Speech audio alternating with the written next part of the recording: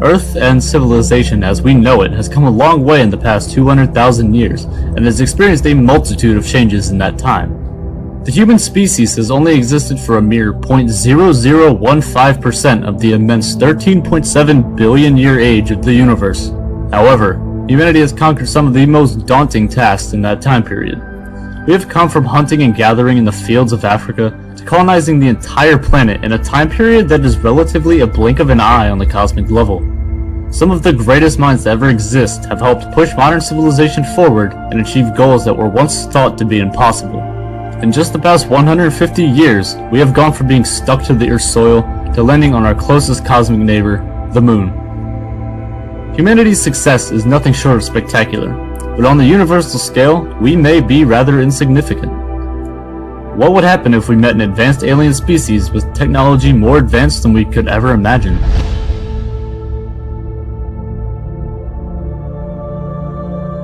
In 1964, a Soviet astronomer by the name of Nikolai Kardashev introduced a hypothetical scale that could be used to measure a potential civilization's level of technological advancement based on the amount of energy this civilization can produce.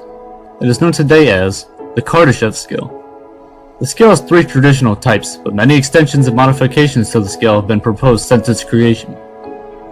The scale is logarithmic, meaning, as we go on, the amounts of power the civilization has gets much more substantial.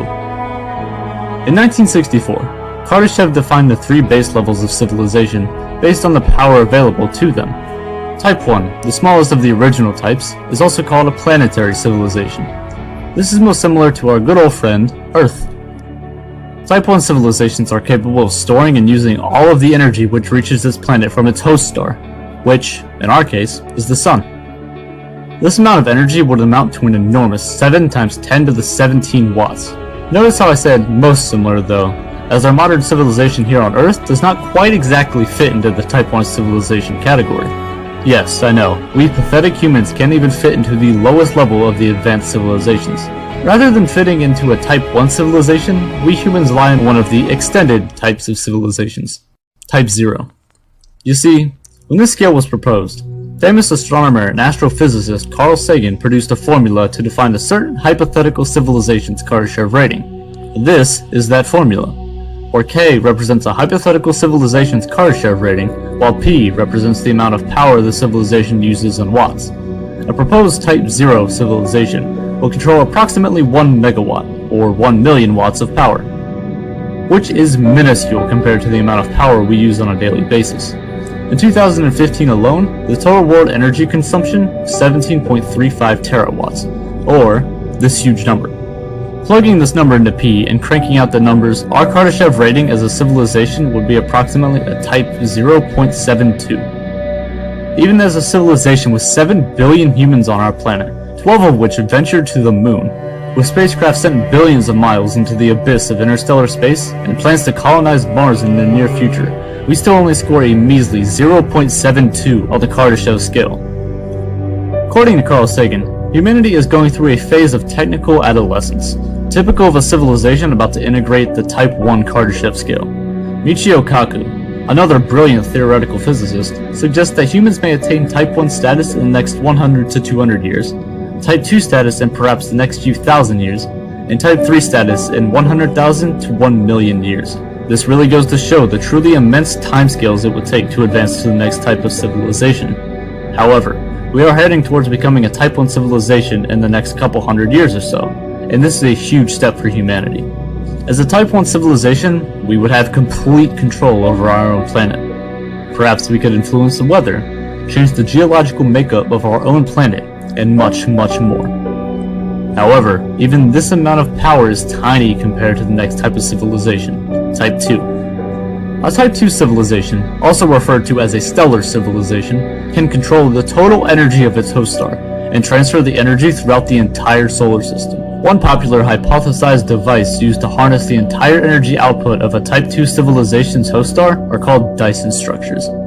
You may have seen these before, as they are rather popular in science fiction. The name was coined by Freeman Dyson, and is essentially a system of orbiting solar power satellites.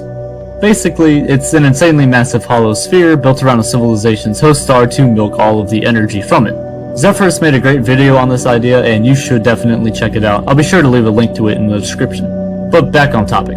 Another rather exotic idea to harness energy for a Type 2 civilization would be to feed a stellar mass, for example, a star, into a nearby black hole and collect the photons emitted by the accretion disk.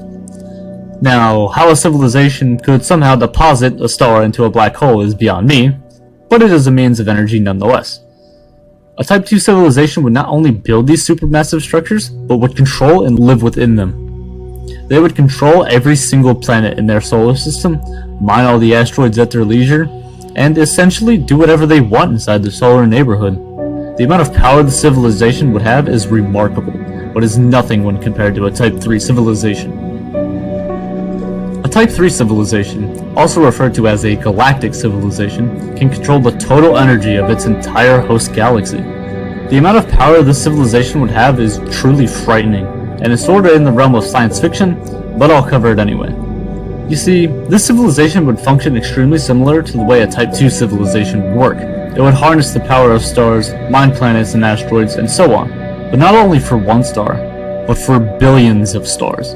A civilization such as this would use planets and solar systems like Legos, building and deconstructing planets to build up their empire elsewhere in the galaxy.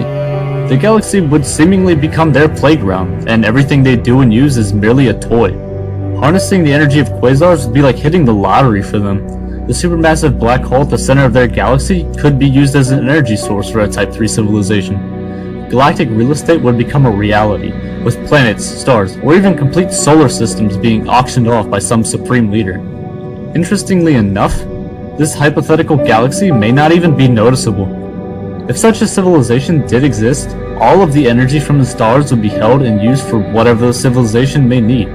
This means all the starlight, gas, and elements in an entire galaxy would become like your kitchen pantry. If all of the matter in their entire galaxy was exploited for energy, an outside observer would view the galaxy to be completely invisible.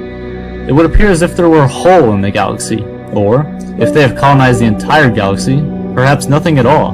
There is a place in space known as the Great Void. At nearly 330 million light-years in diameter, the Great Void is one of the largest known voids in the entire universe, and is commonly referred to as a supervoid. This region of space is seemingly devoid of life and galaxies as we know it.